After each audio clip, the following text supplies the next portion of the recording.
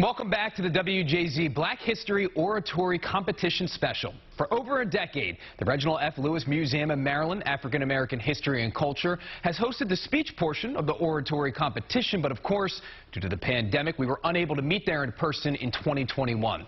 So instead, WJZ's Avajoy Burnett is going to take you there right now for an inside look into some of Maryland's African American pioneers.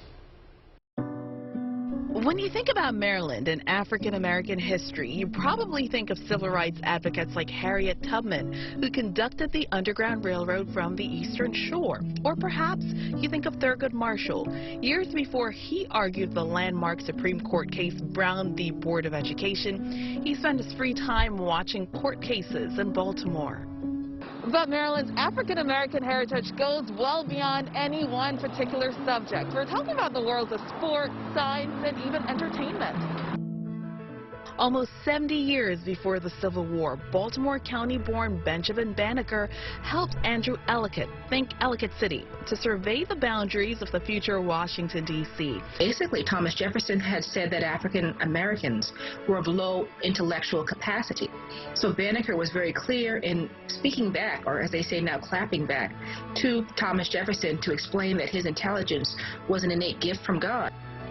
Undoubtedly a genius, Banneker charted tides, predicted a solar eclipse, and once, to satisfy his own curiosity, built a pendulum clock completely out of wood that kept time for decades.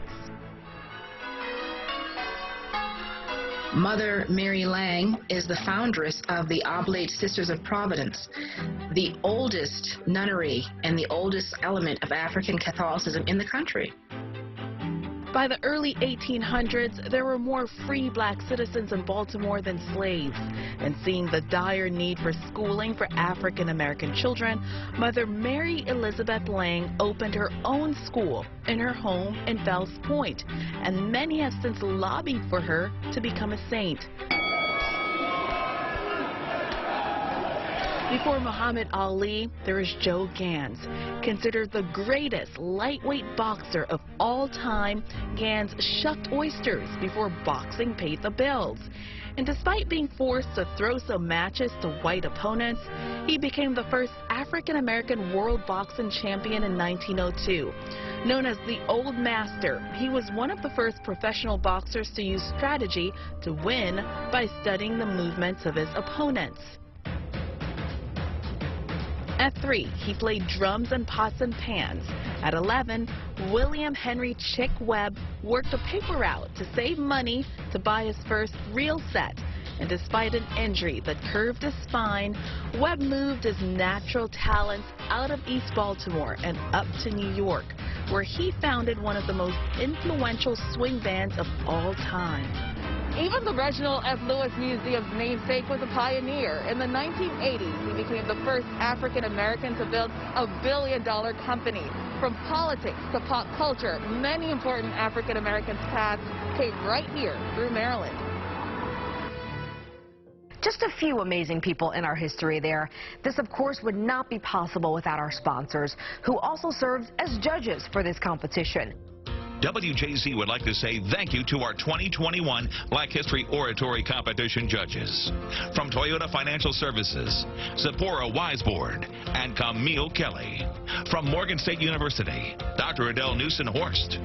From the Enoch Pratt Free Library, Kimberly Day. And finally, from the Reginald F. Lewis Museum, Joy Hall, and the Education Department.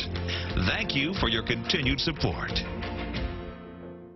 Now, I know you're all anxious to find out who the second place winner of this year's Black History Oratory Competition is, so let's get to it. The second place winner is going to receive $400 from WJZ and a $1,000 scholarship gift card from Toyota Financial Services.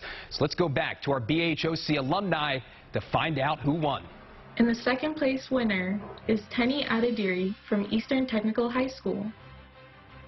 A huge congratulations. And don't forget, you can watch all the speeches online at WJZ.com/oratory.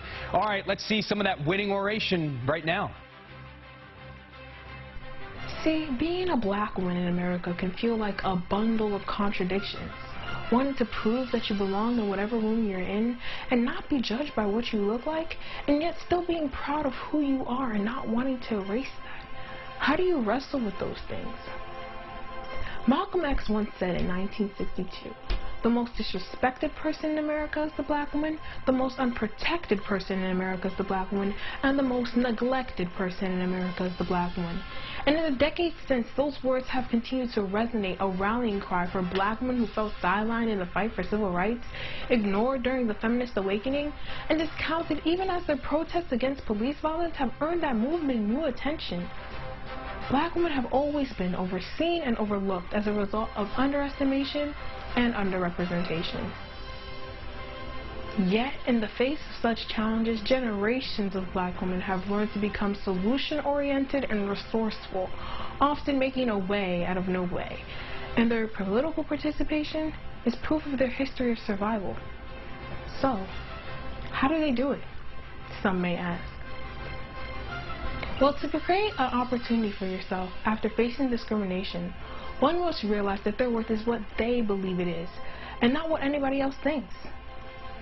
Next, black women like Shirley Chisholm had to realize that they'll be doing themselves a disservice and future generations who wanted to see at the table a disservice if they were not securing their seats. See, securing a seat at the table is using your voice. So in a world where black women were expected to stay silent, brave leaders like Shirley Chisholm chose to yell. And that's because it's not what others think of you, but how you think of yourself. If you believe that you belong somewhere, that you deserve a seat at the table, then make room and bring a chair for yourself. Today, we can all learn a valuable lesson from black women. And that is to be the change that you want to see in the world, and never diminish the power of your words. See, words move hearts, and hearts move people, and people make change. Also, if your voice didn't have power, no one would be trying to silence it. So next time, don't wait to be given a chance. Instead, use your power and learn to take chances.